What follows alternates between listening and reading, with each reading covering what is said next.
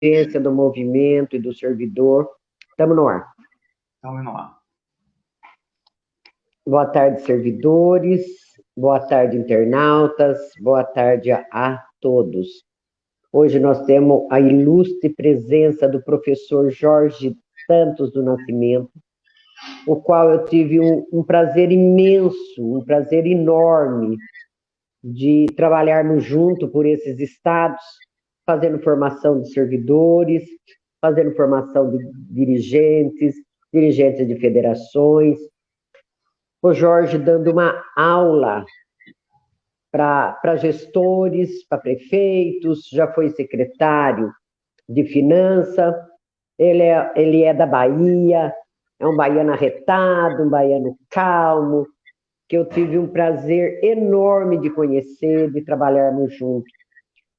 E tive um prazer enorme de acompanhar ele pelas redes sociais, onde eu reencontrei meu amigo de luta, que foi um prazer enorme, um mestre, um professor. E encontrei com ele sábado nas redes, vagando pelas redes sociais, fazendo a formação das equipes de transição lá da Bahia. Falei, Jorge, meu amigo, vem fazer uma live para nós nesse momento de tamanha dificuldade de conhecimento, né? Que sempre a gente estava presente nas formações, ele era o nosso professor para nos ensinar a lei de responsabilidade fiscal, né, Jorge? Andamos com esse Brasilzão afora, que saudade, né? E muito sofrido, mas que hoje dá saudade, né? Com certeza. O Jorge, ele é servidor público estadual há 37 anos do governo do estado da Bahia, diretor financeiro dos órgãos como Fundação Luiz Eduardo Magalhães, Instituto do Meio Ambiente do Estado da Bahia, INEMA, atua hoje na Secretaria de Comunicação no Controle Interno, já exerceu o cargo de assessor parlamentar da Assembleia Legislativa do Estado da Bahia, foi secretário da Fazenda de Camaçari, Bahia, atuou como consultor de gestão pública em cidades como São Paulo, capital, diversos outros municípios do estado da Bahia e Pernambuco. Foi também consultor do movimento sindical, da Força Sindical Bahia e São Paulo, na área de treinamento de servidores públicos. É professor de pós-graduação da Universidade Católica de Salvador, da Universidade Cooperativa do Servidor Público do Estado de São Paulo. Palestrante e especialista em gestão, controladoria, auditoria em contas públicas municipais e direito público municipal. Esse é o grande mestre que hoje vai estar fazendo uma fala com os servidores de Itapira. Também temos vários servidores nos acompanhando de outros municípios, colegas nossos de federação, pessoal de São Paulo eu já encaminhei, e a resistência nos estados também, acredito que possam estar nos acompanhando, Jorge. Quero agradecer imensamente, meu amigo, uma saudação muito forte no seu coração, para sua família também. Em nome de todos os servidores, eu agradeço esse tempo que você tirou para estar nos formando, né? Formando e informando. Jorge, muito obrigado. O tempo é todo seu agora, meu querido. Eu faço umas intervenções na hora que eu achar que tiver necessidade e alguns servidores questionar. Mas, minha nobre amiga, certo? E, assim, uma querida servidora que hoje mora no meu coração, é muito prazer para mim, Cristina, porque, antes de mais nada, de qualquer titulação, nós somos servidores públicos, né? Eu sempre digo, quando tem a oportunidade de dar meus cursos e treinamentos, que a gente tem que perder essa pecha que parece que a gente está no serviço público porque a gente não deu certo na iniciativa privada. Muito pelo contrário, nós somos e temos um papel fundamental para a construção desse país, para a capacitação quem é professor, né? Para atendimento àqueles que necessitam, quem é da área de saúde, enfim. Eu me sinto, Cristina, muito orgulhoso, primeiro por ter, nesses 37 anos, Deus permitido que minha trajetória através de nossa saudosa amiga Nair Goulart, e nosso Bebeto, que foi eleito vice-prefeito aqui da cidade de Ilhéus, conseguiu nos Legal. aproximar e a gente conseguiu, graças à sua vontade, você sempre capitaneou essa necessidade de capacitar e esclarecer o servidor. Um servidor sindicalizado, esclarecido, ele tem tudo para sentar numa mesa de negociação com a altivez. Eu que sempre tive do lado de cá, no balcão, como secretário, às vezes eu me angustiava, porque naquele momento eu estava representando um ente municipal como agente político, e às vezes eu ficava angustiado que colegas que estavam de outro lado, que são colegas meus, conseguiu acompanhar uma discussão, às vezes, elementar sobre orçamento público. E você realmente é uma abnegada, é uma, assim, soldada em prol dessa melhoria. Eu lhe admiro muito, eu sempre digo aqui na minha casa, minha filha, minha esposa, meus colegas, que poucas vezes a gente consegue conhecer e compartilhar por muito tempo, assim, o empenho de uma pessoa tão agarrada e amorosa pelo setor público como é você. Então, estou aqui hoje com todo o prazer, me sinto assim uma felicidade enorme, porque independente dessas titularidades, eu sou igual a vocês, eu sou servidor público. Então, estou aqui à disposição. Se você quiser começar fazendo algum questionamento, que eu faça já uma breve apresentação dessa situação que nos desampara. Nós estamos numa situação de guerra. Nenhum de nós, por mais que tenha tempo de vida, e aos 57 anos, não imaginei passar por uma situação dessa. Está sofrível para todos nós. E para a categoria do servidor público, está angustiante. Então, minha colega, meus nobres colegas, eu estou para dentro de minha possibilidade de conhecimento, eu ajudá-la na compreensão dessas mudanças. Meu querido, assim, é muito preocupante. Esse massacre no movimento sindical já judiou por demasiadamente os nossos colegas, né? E agora nós deparamos com a 173, onde que nós estamos com fechamento de 2020 de 4,21 da inflação, a maior alta do mês de novembro dos últimos 5 anos, e vamos entrar 2021 com congelamento de salário do servidor público através dessa 173. Eu gostaria que você, assim, se você pudesse nos esclarecer qual a sua visão, você também como servidor público, nós temos medidas judiciais com liminares, mas não de reajuste, e sim dos adicionais e das progressões. Sim, nós temos perfeito. No Supremo Tribunal Federal uma ação direta de inconstitucionalidade movida pelo PT pela falta de reajuste, aonde ele alega a inconstitucionalidade do congelamento do salário dos servidores, e não é reajuste, né, uma reposição inflacionária. Tem a discussão do piso nacional dos professores, tem a discussão dos agentes comunitários, que tem um piso nacional também. Se fosse possível, meu amigo, se você fizesse um apanhado, um esclarecimento sobre essa polêmica da 173, que atrela o piso dos professores e também o piso das agentes comunitárias dentro dessa nova entrada de 2021. Perfeito. Percebemos essa sua necessidade, Cristina. Eu fiz uma coletânea de compreensão do que é essa 173 só para seus colegas que aqui estão nos acompanhando e nossos colegas. Então, eu vou me permitir, eu não sei se eu vou compartilhar, vou dividir aqui a tela. Eu fiz um documento de ontem para hoje, onde coloquei restrições a servidores do impacto da Lei 173. Eu vou tentar compartilhar aqui, para que vocês possam acompanhar comigo, certo? Essa possibilidade de a gente ter uma leitura mais, assim, objetiva, e vocês vão acompanhando, e eu vou explicando a todos vocês o que levou a todos chegarmos a essa condição, certo? Enquanto eu compartilho aqui, na verdade, a Lei 173, ela trouxe uma condição de regramento para o gasto e aumento de pessoal, né? Nós estamos num momento que o país vive uma situação muito, assim, delicada em relação às públicas.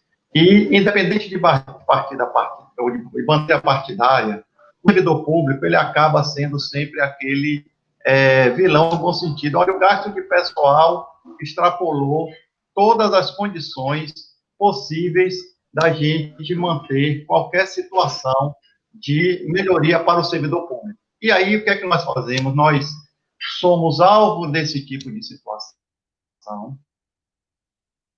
Verdade. Né? Eu vou... Olha aí. Está aparecendo aí, Cristina? Ainda não, está abrindo. Tá aparecendo. Pronto, apareceu aí? Apareceu. Pronto. O que é que eu vou trazer aqui para você? Ótimo. Eu fiz aqui um recorte, tipo um release, para que vocês primeiro me entendam, e à medida que eu for lendo, certo? Vocês vão clareando essas dúvidas e podem me interromper, que eu não terei dificuldade nenhuma em esclarecer. Correto? Tá. Bom, certo. Então, o que a gente observa, certo? O país vive um momento em que boa parte dos brasileiros estão ficando mais pobres, isso é fato. Tem visto as restrições de movimentação de pessoas, de funcionamento de empresas, gerando, inclusive, perda de arrecadação para os entes na federação. Nesse sentido, é importante se preocupar com o equilíbrio fiscal em médio prazo e, para isso, deve-se conter o crescimento da despesa obrigatória. Isso é a visão de Estado e de governo. Vocês precisam entender primeiro essa visão para que se posicione e até faça contraponto. Será que não tem espaço para a nossa necessidade de melhoria? E como você bem disse, Cristina, a essa altura ninguém está se preocupando mais em avanço de carreiras de servidores. Nós temos que proteger áreas essenciais, saúde, educação, não que as outras não mereçam essa proteção. Então, o Estado brasileiro, através de seus entes subnacionais, da União, do Estado e do município, começam a ter essa visão, né? E também houve uma grande preocupação da equipe econômica do governo federal no sentido que o auxílio financeiro não seja utilizado para conceder aumento de salário.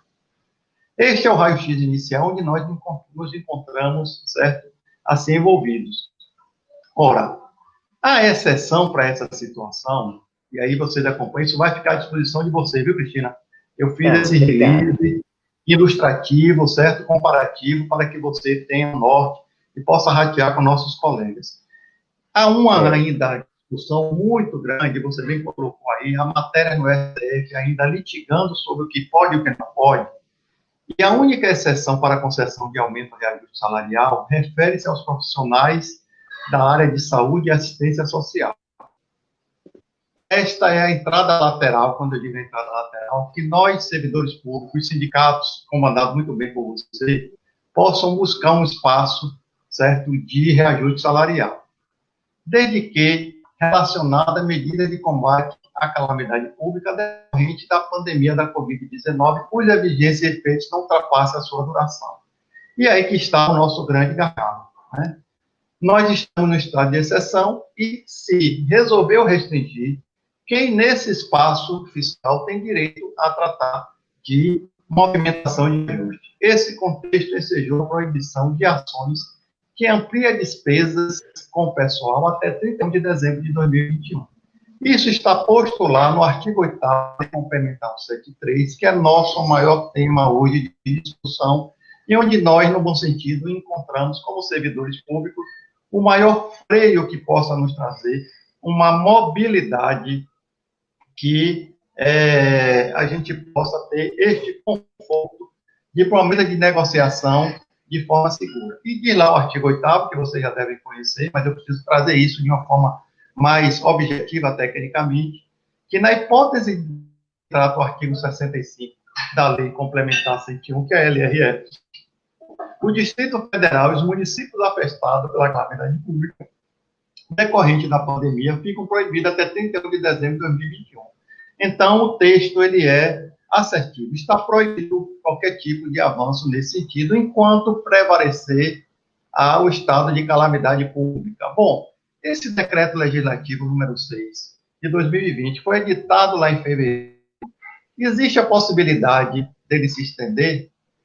Isso é um fato, para a gente não misturar as coisas. Mas observem, independente dele se estender ou não, lá em cima já disse que está vedado até 31 de dezembro de 2021. Então, para efeito da condição do servidor público, independente de extensão de pandemia ou não, eu já tenho um corte, que meu limite para não avançar é até 31 de dezembro de 2021. Até aqui vocês percebem o ambiente que a gente está envolvido? Sim. Pronto. E aí a gente vem, quais são as condições, né? Que está lá brigada nessa alteração no artigo 8º, conceder a qualquer título vantagem, aumento, reajuste ou adequação de remuneração a membros do poder ou órgão e servidores públicos, empregados e militares, exceto quando derivado de serviço judicial, transitado em julgado ou determinação legal anterior à calamidade pública. Aí eu lhe pergunto, Cristina, você já me trouxe uma provocação logo no início.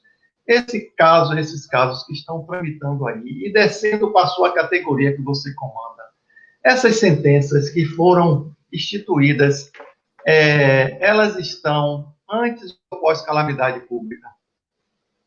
Pós. Pós-calamidade. Ok. Aí você observa, né? Ele aí vem e diz, criar cargo, emprego ou função que implique aumento de despesa. Aí nós temos agora os prefeitos assumirem na sua cidade. Bom, quer dizer que eu não posso ter reajuste para a categoria, exceto nos casos que eu citei lá em cima. Mas é natural que todo prefeito, quando entra, ele vai fazer uma reforma administrativa.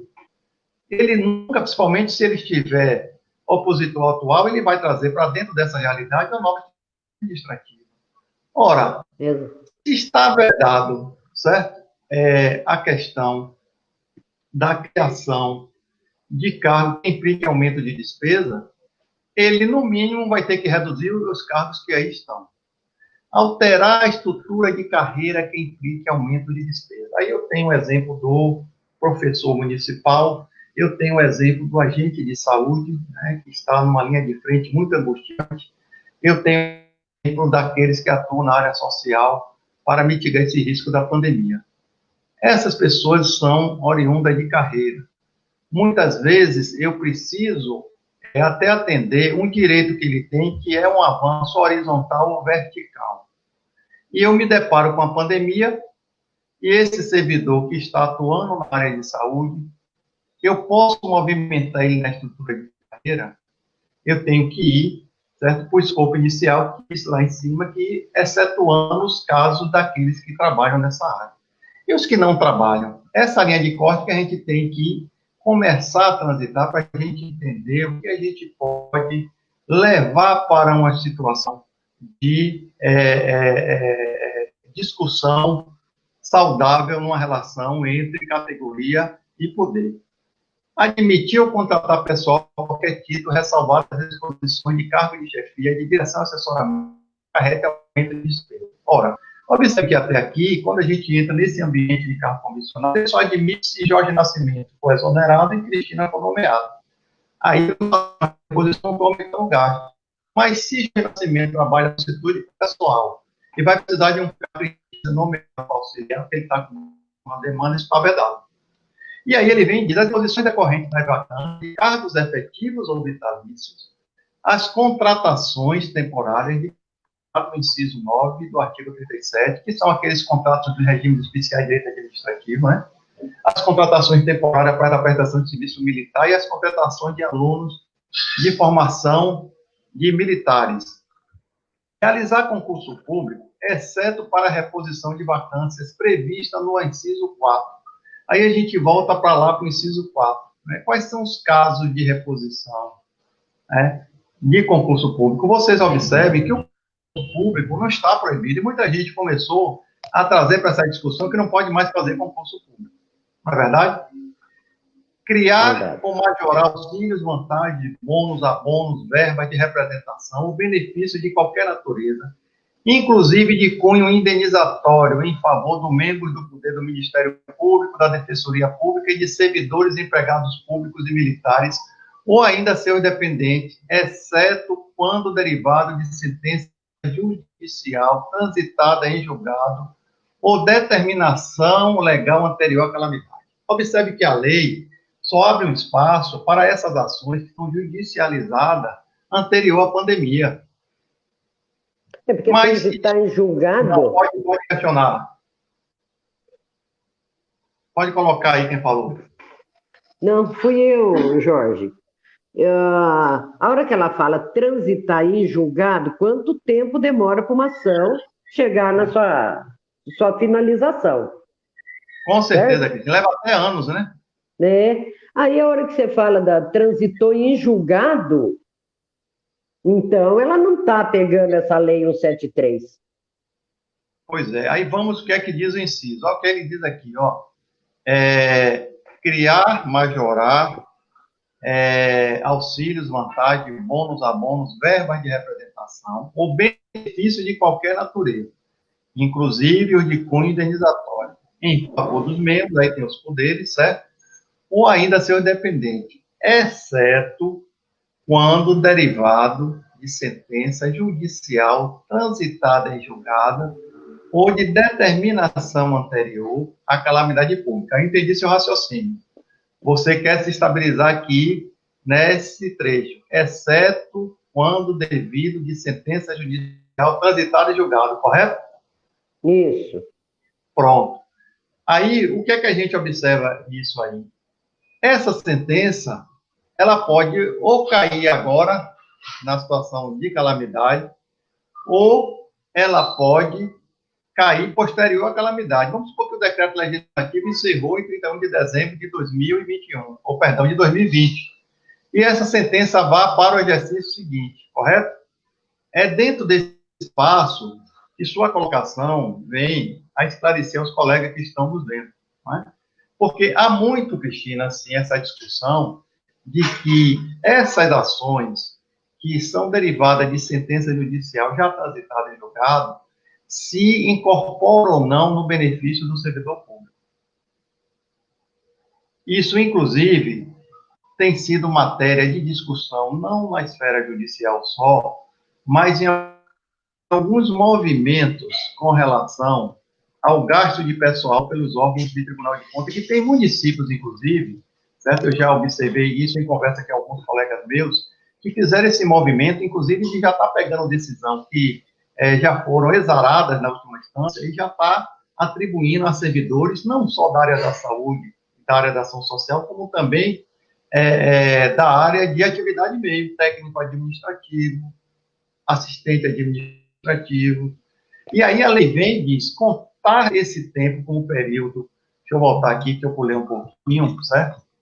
Aqui, pronto. Aí ele vem no inciso 9, contar esse tempo como período aquisitivo necessário exclusivamente para a concessão de anuênios, triênios, quinquênio, licença-prêmio e demais mecanismos equivalentes que aumentam a despesa com o pessoal em decorrência da aquisição de determinado tempo de serviço sem qualquer prejuízo para eu do efetivo exercício, aposentadoria e qualquer outros fins. Aí fica a pergunta, eu sou servidor público, completei agora em fevereiro, mais 1% de meu tempo de serviço.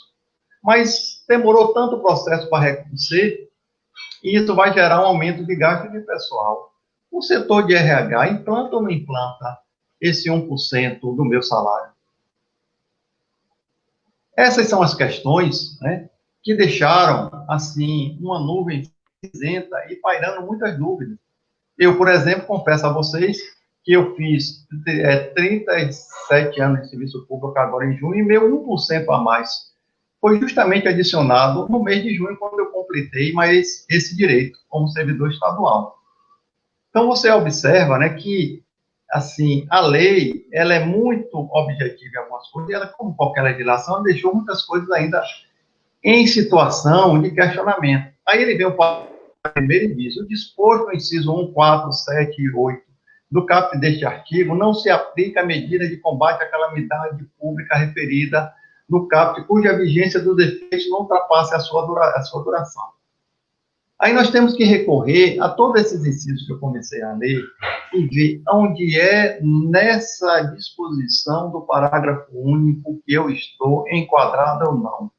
Eu vou passando para vocês, vocês vão anotando, discorrer das interpretações, que esse descritivo aqui é só 4 páginas, a gente passa isso rapidinho, mas eu preciso trazer isso para você, que é o grande assim, problema crônico que nós estamos enfrentando como servidores e aqueles que estão do outro lado, em dar condução à norma ou não aceitar nossos pleitos.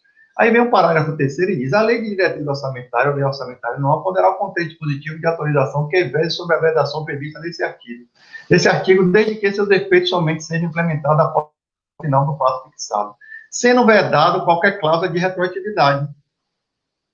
Então, até o orçamento que está sendo preparado esse ano, nós que atuamos na categoria de servidores públicos, os sindicatos, tem que revisitar essa lei. O que é que está se preparando aí para 2021 na LDO? Eu me lembro bem que quando a gente estava dando uma palestra lá em Cuiabá, a gente estava numa discussão do pedido de reajuste que os servidores tinham direito.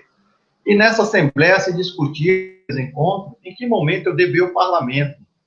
E uma pessoa, não me recordo o nome, mas a gente descobriu que não existia na LDO previsão para reajuste. Ali era o momento da categoria fixar a presença e exigir do parlamento que alterasse a lei para o Poder Executivo, pudesse dar essa condição de a reajuste do servidor público. Então, é importante que vocês tenham em mãos a LDO para ver o que é que se está preparando em matéria de modificação para a minha condição de servidor público. Você percebe aí que o artigo 3º diz: a lei de diretriz orçamentária e a lei orçamentária anual poderão conter dispositivo de autorização que verse sobre as vedações previstas nesse artigo, desde que seus efeitos somente sejam implementados após o fim do prazo fixado, sendo vedada qualquer cláusula de retroatividade. Aí vem o parágrafo 4º. O disposto nesse artigo não se aplica ao direito da opção assegurado pela Lei 13.681, de 18 de julho de 2018, bem como os efetivados das disposições de enquadramento. Certo? Essa lei específica lá da governança da União. Pois não? Jorge, em São Paulo, né, que a gente tem acompanhado as cidades aqui da região, os pareceres para os secretários de finança que está expressamente vetado, porque o nosso orçamento já teve audiência pública, já está na Câmara para ser votado. A Câmara não está presencial, está online, o atendimento online, né? E não está prevendo nenhum tipo de reposição inflacionária, nem algum tipo de vantagem, que aqui no caso nós temos um ticket de alimentação, nada está sendo contemplado. Estado de São Paulo, as LDO e os orçamentos para 2021, tudo zerado. Eu já tive essa discussão com o secretário. Ou seja, nenhum espaço para que se possa nem começar uma discussão, não é isso? Não, nada. E não é... Aqui em Itapira, estou falando, porque isso aconteceu a semana passada aqui, mas aí eu estou conversando com os colegas, e tem colega que eu sei que está aqui na live participando, ouvindo, que também já aconteceu isso. Entendeu? Então, São Paulo fez um efeito dominó na aplicação da 173. Entendi. E todo mundo correu atrás, aderiu. Aderiu, nossa senhora. Essa calamidade, esse decreto, estado de exceção e de calamidade pública, veio que nem uma luva para os prefeitos atuais e para quem também entrar, né, para sanar as dívidas, se é que vai conseguir sanar com a crise do desemprego, né, Jorge? Com essa queda de consumo.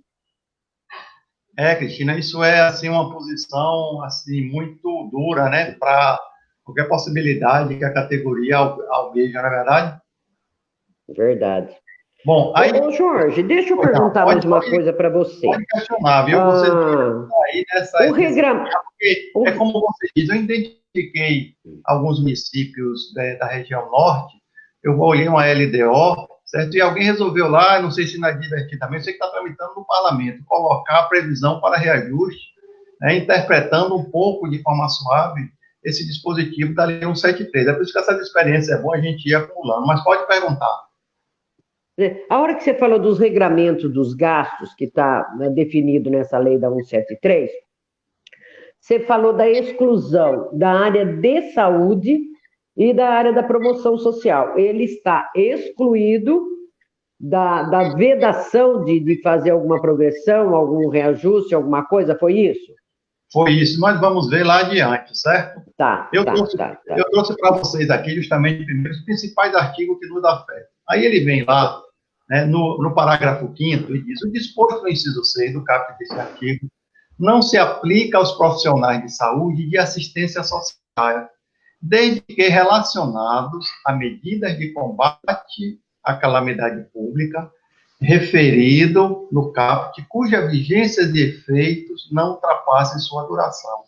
Ora, se o estado de calamidade pública está até 31 de dezembro de 2020, e eu tenho profissionais abrigados nesse ambiente de combate à calamidade, e aí, Cristina, fica uma grande indaga. O decreto legislativo não fala só de Covid-19, não. O decreto legislativo número 6 de 2020 fala de calamidade pública. Eu posso ter uma situação que eu precise agregar um servidor que está na atividade na Secretaria de Administração, e ele está envolvido diretamente em situação a combate à calamidade. E por que eu só posso ter o espaço para os profissionais de saúde se ele está envolvido diretamente, certo, nessa ação de apoio também aos profissionais? Eu vou lhe dar um exemplo, um motorista que é lotado na Secretaria da Administração, e ele terá que servir de apoio na área de saúde e de assistência social, mas o cadastro dele está lá no orçamento da Secretaria da Administração. Afinal de contas, ele está combatendo a calamidade ou ele não pode receber porque só quem está vinculado à área de saúde porque é de combate direto à Covid? Estado de calamidade, ele alcança... Isso a lei, olhar com alguns colegas que eu tenho discutido, certo? Ela tem trazido algumas coisas nebulosas. É o estado de calamidade pública. Já pensou você que está aí no seu município? Quantos e quantos servidores, motoristas, no ápice da pandemia, tiveram que se deslocar da sua lotação original para dar apoio? Essas pessoas, certo? Será que elas podem ter um espaço de avanço para a sua remuneração? Ou serão vedadas porque estão lotadas da secretaria? O estado de calamidade pública especifica que é um espaço administrativo ou geográfico, não só a Secretaria de Saúde, quem estiver lá dentro. É calamidade pública. Então, essas questões a gente começa a perceber até onde vai esse direito e até onde a gente pode alcançar ele para efeito de explorar com base no que a lei determina. E aí vem a notinha, assim nota-se que, na essência, o artigo 8º proíbe o aumento de despesa com pessoal até final de 2021. E mesmo na exceção, caso de contratação de profissionais de saúde e de assistência social, os aludidos profissionais devem ser recrutados para combate à pandemia da Covid-19. E a vigência dessa contratação deve ser enquanto durar a situação. Nesse caso, ter-se-á uma despesa com pessoal temporária, portanto, não se caracteriza como no jargão técnico se chama despesa orçamentária de caráter contínuo, ou seja, até esse ambiente do contrato temporário eu tenho que me restringir meramente ao espaço que o decreto legislativo me deu. E aí, Cristina, vem aqui para a gente fechar nosso raciocínio, certo? Um estudo desses órgãos de controle e também de segmento de servidores públicos que tentam trazer uma compreensão mais objetiva e trazer, assim, a título de contribuição, elementos que estão desassossegando sem muito ser avaliado. Então, até 31/12, a União, Estado, Município e Distrito Federal fica proibido de criar cargos, emprego ou função que implica aumento de despesa. Ponto. Isso significa que os órgãos da administração direta e indireta não poderão ampliar seu quadro de pessoal, com o objetivo de impedir aumento de gastos com a folha de salário dos funcionários públicos. Aí vem, proibição e admissão ou contratação de pessoal. Certo? Isso aqui, minha gente, que eu estou passando para vocês, é o que eu tenho discutido, é que colegas têm que ser infringidos, e a gente tem que interpretar isso de uma forma mais clara. Aí vem aqui, proibição de admissão ou contratação de pessoal. Essa é uma das disposições que causou certa confusão. Uma vez que muitos entenderam que estariam proibidas as nomeações no período. A lei determina que os federados estão impedidos de contratar pessoal a qualquer título.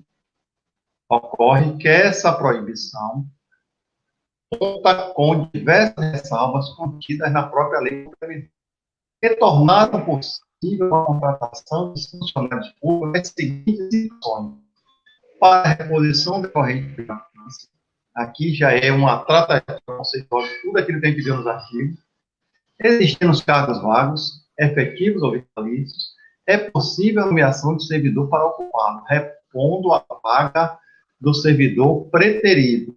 Mais adiante, certo? A gente traz algumas avaliações para a reposição de chefia, de direção e de assessoramento, desde que não acarrete aumento de despesa. É possível a nomeação do servidor para repor a vaga de cargo em comissão. Contratação de alunos de órgãos de formação de militares, é possível a realização dos concursos para ingresso nas carreiras policiais ou das Forças Armadas. Contratação temporária para atender à necessidade excepcional de interesse público. Essa contratação é feita por meio de seleção pública e trata-se de uma demanda especial de órgãos públicos em caso de necessidade transitória ou substituição de pessoal ou nos casos de aumento extraordinário do serviço. Contratação temporária para a prestação de serviço militar. A lei não impede o recrutamento conscritos para serviço militar obrigatório. Sendo assim, nas situações expostas acima, não vigora a proibição de contratar. Ressalte-se que esse dispositivo muda pouca coisa em relação à normalidade das contratações na administração pública. Olha a observação, se muda pouca coisa, não é coisa total. Né? Analisando a primeira exceção apontada, que trata da contratação para cargos efetivos e vitalícios, percebe-se que só não poderão ser contratados servidores para novos cargos, que, como visto acima, sequer podem ser criados. Portanto, havendo vacância em determinado cargo, pode ser feita a nomeação para repor a vaga. Proibição para a realização de concursos. Também houve muito alarde a respeito desta previsão. A proibição aqui disposta impede a realização de concursos públicos pelos entes federados para provimentos de novos cargos até 31 de 2 de 2021. Como já vimos, a União, Estados Unidos e o Distrito Federal não poderão criar cargos públicos e tampouco poderão realizar concursos para o preenchimento de cargo de provimento inicial. No que tange à disposição, a reposição de cargos vagos, a proibição não se aplica.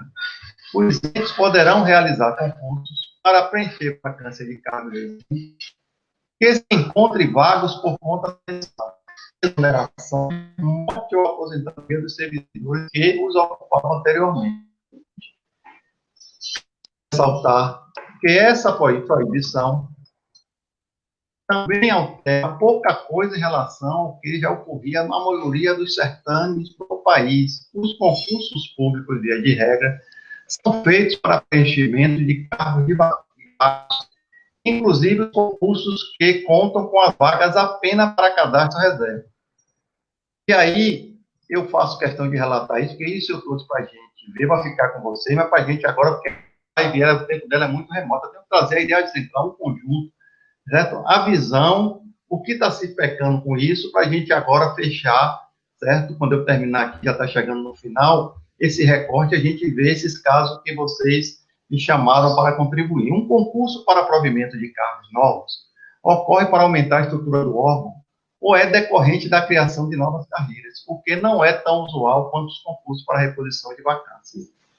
O que pode mudar nos concursos públicos é a impossibilidade de realizar certame por conta da própria situação da recessão econômica e financeira vivenciada pelo órgão público.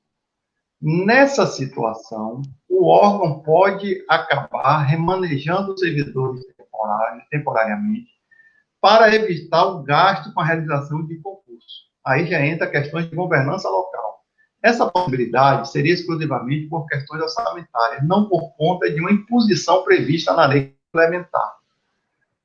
Observação: os concursos para a área de saúde e segurança pública. Muito vinha se falando sobre uma possível exceção a essa regra no que tange aos concursos na área de segurança pública ou da saúde.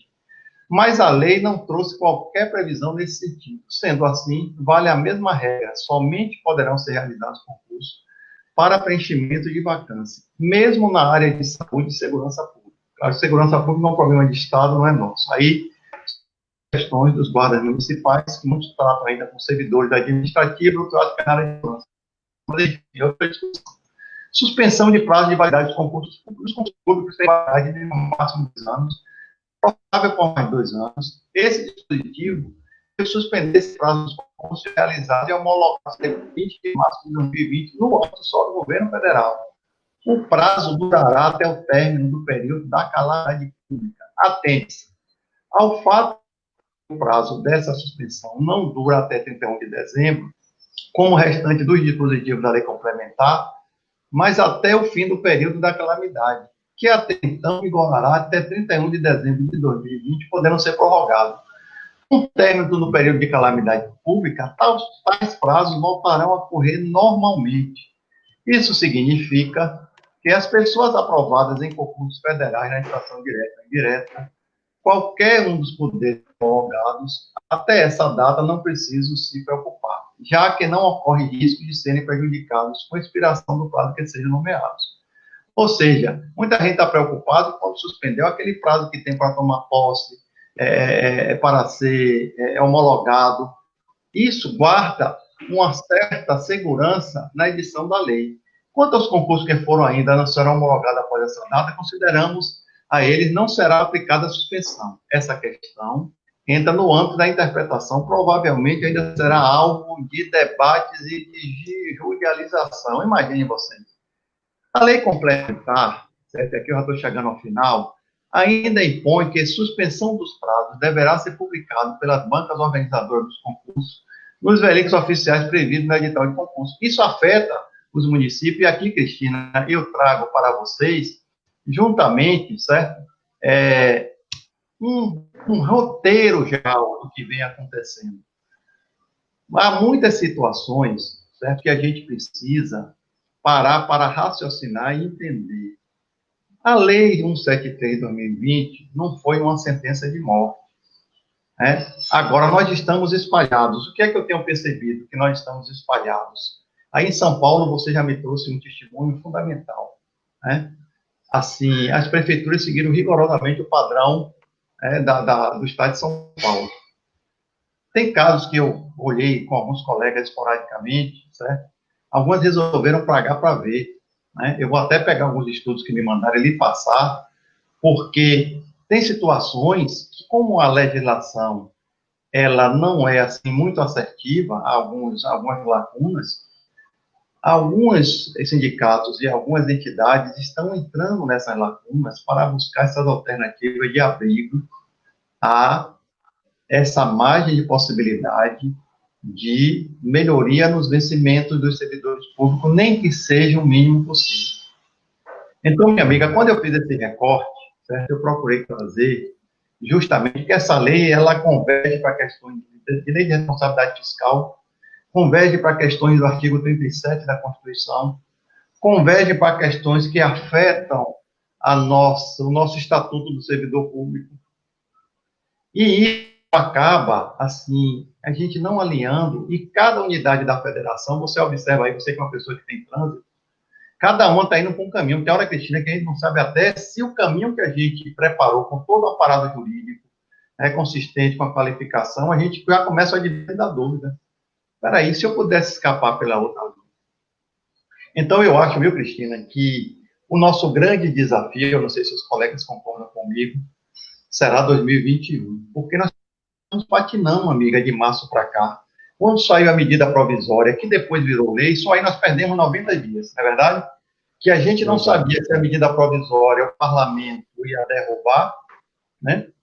E quando ela efetivamente foi consolidada como lei, aí foi para o experimento, né? Tem situações que a base para remunerar o salário do servidor é em junho, outras são em agosto, outras eram em março. Então, o que eu trago para vocês aqui, né, é mais um recorte do desassossego e a experiência que vocês estão passando na sua localidade com o que a gente tem visto em outras. Ô, Jorge, como que a Bahia está trabalhando esse congelamento? Pronto, eu vou lhe responder por 2 ambientes. A minha, que sou servidor do Estado, certo? E a municípios importantes que eu tenho aqui, Massari, que eu fui secretário da Fazenda, eu converso muito com as pessoas. eles estão trabalhando, Cristina, dentro de uma válvula de escape, aqui eu estou falando como servidor público para vocês, para inibir a capacidade de abrir diálogo, de reposição para qualquer tipo de indenização, de gratificação, ou seja, uma espécie de ganhar tempo para ver como vai chegar 2021. Eu posso lhe dizer, por uma questão de amostra em alguns municípios, que nesse período aqui na Bahia, foi mais para segurar o tempo, para ver o que vai ocorrer em 2021. Então, nós estamos ainda em algumas incertezas. Ninguém, Cristina, aqui, eu converso muito também com os sindicatos, ninguém se arvorou aí para o tabuleiro do xadrez, né, para o jogo, negociação, porque se sentiu, assim, muito encurralado em nem poder peticionar numa pauta de negociação alguns direitos, porque já é barrado, não, a lei é taxativa, isso não pode, não pode. Eu posso até reconhecer, eu dei um exemplo meu, eu posso até reconhecer o seu ano N, mas eu não vou lhe conceder agora. Deixe passar o estado de calamidade aqui. Esse é o cenário da Bahia, entendeu, amiga? Entendi. Não, o que nós estamos, a fundamentação jurídica que o nosso departamento jurídico encontrou foi aquele pedacinho da lei que ele fala, exceto o que estiver em lei. Isso. E aquilo dali nós vamos começar a tomar as medidas judiciais, né? Que nossa carreira aqui, plano de carreira, só tem a educação, né? E as progressões a Secretaria de Educação reconheceu, que foi agora, quando ela atinge, né, no decorrer depois do decreto da calamidade, depois de março, ela tem reconhecido, mas os quinquênio, a lei orgânica, e o mais grave ainda, eu não vou ser reconhecida durante um ano, então 2021 vai ser como não tivesse existido a minha vida. É meu caso, o mesmo caso é uma barbárie, eu não sei o que o governo, aí uma lei dessa, que deixa uma margem dessa, até transitar em julgado, eu entro com uma ação agora, eu quero saber a sua opinião aí, como... eu entro com uma medida judicial, porque eu não tenho uma previsão de reposição inflacionária, minha database é mês de maio, e até transitar em julgado, eu saio do estado de calamidade pública e eu não transitei em julgado, né? Então, é uma situação, assim, muito complicada. Eu tentei sair por essa saída com o secretário de Finanças, falei, exceto que está na lei. Os tribunais, ele falou para mim que os tribunais de contas estão, assim, no pé deles, ou ele cumpre, você entendeu? Ou senão, aí os prefeitos ficam tudo, né, na mão e não faz, né? Ficam preocupados, vai pegar final de mandato, às vezes muitos foram reeleitos, outro ganhou a oposição, que foi o que ocorreu aqui, e nós, cara, eu vou falar para você, em todo esse tempo, Jorge, eu não vi um momento tão de dificuldade. Mas eu acho que você deve pegar alguns ganchos para estudar esse momento, certo? Por que eu estou lhe dizendo isso? Você bem colocou que o único espaço que achou aí foi o da exceção. E aí, Cristina, tem algumas coisas que a gente não se percebe. Eu vou sair um pouco da Lei 173 para depois voltar para ela, porque ela está agarrada também a muitas coisas da vigência do estado de calamidade. E aí, o que é que eu lhe trago? O artigo 21 da LRF, acho combinado com 23, diz o seguinte, que quando o município estiver acima do limite de pessoal, eu tenho o direito a ter a reposição da inflação, eu só não posso ter ganho real. Ora, quando eu coloco que no estado de exceção eu alterei o artigo 21 para não me dar reajuste até 31 de dezembro, qual é o conceito de reajuste? Acho que é uma pauta que você pode provocar isso jurídico. O reajuste, ele está caracterizado a inflação mais o ganho real para poder repor, né, a minha condição, ou o reajuste só está atrelado, certo? Nesse conceito aí, a reposição da inflação. Porque se esse estado do decreto legislativo encerrar em 31 de dezembro, eu tenho uma reposição que não me foi posta pela inflação, e eu não quero discutir ainda ganho real, não. Por que, que o salário mínimo avançou até janeiro com a reposição da inflação antes da pandemia? Né? O salário mínimo é a reposição para você não ter muita perda em relação ao seu poder aquisitivo. Então, eu acho, viu, Cristina, que a gente tem que se debruçar sobre situações que ainda, você mesmo aí, nesses comentários, muitos tratadistas que eu saí coletando, e muitos amigos, que nós estamos sob a égide também da judicialização. E são esses caminhos que podem trazer para a gente essas janelas de oportunidades porque a porta principal se fechou. A gente não tem nem condições de discutir, que ninguém quer conversar com a gente no bom sentido e diz assim, olha, não tem um espaço fiscal. Né? Aí você não tem espaço fiscal e a vontade política. E o risco, vê se você concorda comigo, até para você me dar uma luz, né? E não é só eu, tenho colegas aqui acompanhando. Jorge, você que já esteve do outro lado na mesa na hora de uma negociação, tá? Eu aqui sou sindicato, você aí é governo. Isso. Eles vão correr o risco, se eu tenho uma lei resguardando-os. Cristina, eu lhe respondo assim, com duas situações. Primeira situação, certo? Imagine você que é uma gestora, em condições normais, você não quer correr o risco de aprovar. Eu vou dar um exemplo dos respiradores, compra de respiradores. Você tem que comprar porque você é um gestor e aquilo é para salvar vidas. Aí imagine que você está diante da incerteza do órgão que vai lhe julgar, como vai interpretar seu ato nesse momento?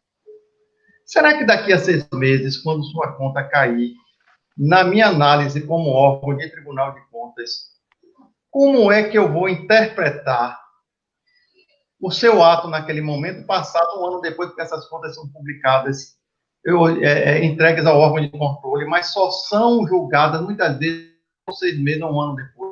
Será que naquele momento que a pandemia já possa ter passado, eu como um órgão de controle, no fervor da emoção que você teve que salvar vidas, e você cometeu algum desconforto formal, e aquilo está lhe causando um julgamento de dano erário?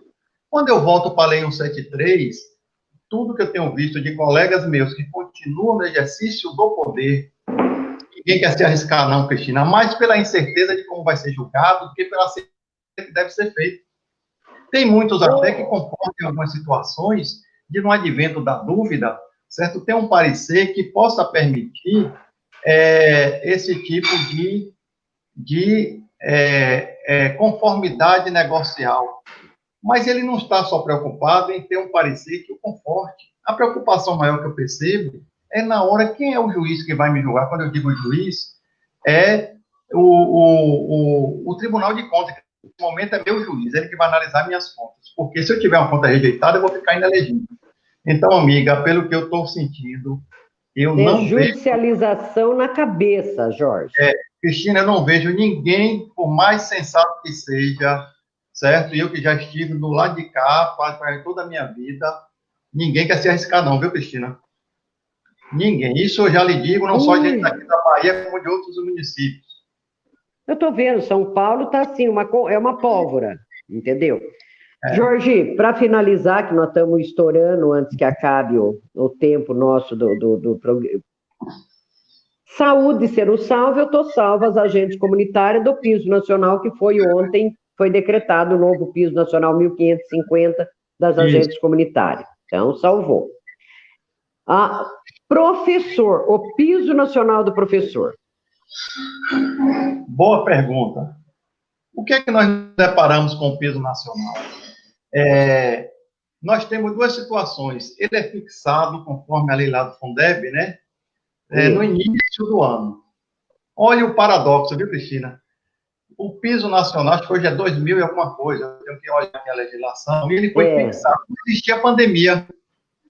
Quando eu sou surpreendido no mês de março, eu já tenho que carrear meus recursos de 60% do Fundeb, e o meu Fundeb aumentou dentro da projeção do valor do aluno, E aí eu me deparo com uma situação. Como ele foi fixado antes da pandemia, os municípios implementaram. Quando eu entro no estado da pandemia, eu me deparo com uma situação dessa.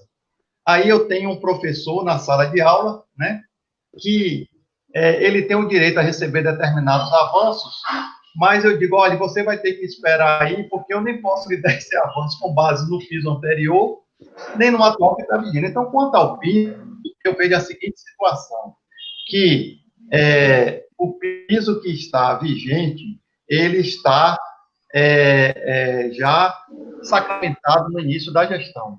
Concorda que o governo federal ele tem que estatuir isso para abrigar em matéria orçamentária.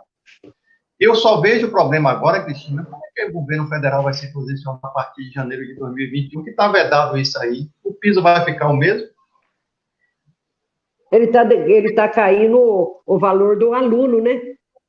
Pois é. E aí, só para fechar, o que aconteceu com o Fundeb? Quando o Fundeb foi criado, o ingresso nas séries iniciais era enorme, que é o que melhora a minha situação do Fundeb, porque tinha muito aluno fora da sala de aula.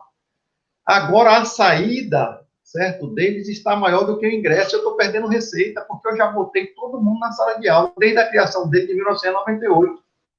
Então, o espaço orçamentário, e essa lei agora que manteve o Fundeb, nós temos que analisar para ver até quando, Cristina, nós vamos abrigar o crescimento desse piso. Né? Eu vejo também, como ele é formado por receitas, por impostos, Isso. Então esse desemprego, essa queda de receita, como que vai trabalhar isso? Percebeu? E aí, quem que vai ter que abrigar esse ganho e essas conquistas? Os impostos próprios que não é do Fundeb, os 25% da educação vai passar a ser 28% a 29%. Os prefeitos estão dispostos a bancarem isso? Porque já se queixam que bancar 1% acima de 25% já é demais para os próprios públicos. Que dirá pegar essa expansão, que o Fundeb não vai ter mais receita para isso. Vai aumentar o índice de 25%, não é? Eles falam que eles estão pagando, eles pegam 100% do Fundeb e ainda tem que acrescentar o valor da prefeitura para pagar as folhas de pagamento da educação. Eu tenho casos aqui que o Fundeb já está batendo 130, ele gasta os 60, gasta os 40, vai para 120%. Jorge, daqui 3 minutos, nós estamos encerrando, porque o programa que nós baixamos, nós temos tempo de 1 hora só. Sim. Eu acho que assim foi rico. Eu agradeço imensamente a sua participação, a sua disponibilidade. Adorei te rever. Bom ano para você. Vamos precisar muito do seu conhecimento. Temos aí a discussão da reforma administrativa, que eu vou querer dar uma palhinha que você possa. Não tenha dúvida. Se você tiver disponibilidade de nos ajudar, eu agradeço imensamente. Acho que a gente ficaria aqui, Jorge, horas, viu? Porque você está dando uma aula. É que o nosso tempo, daqui 2 minutinhos, a gente cai da rede. Cristina, muito obrigado. Conte comigo a qualquer hora, em outra reunião que não seja live. Eu sou um fã de você, certo? E da sua luta. Eu quero agradecer o espaço aí do sindicato, aos seus colegas, certo? Espero, nesse espaço mínimo, ter traduzido o que foi possível para a gente ter uma compreensão. Muito obrigado, tenha um ótimo final de semana e um ótimo ano para aqueles que eu não possa mais estar me apresentando. Muito obrigado, viu, querida?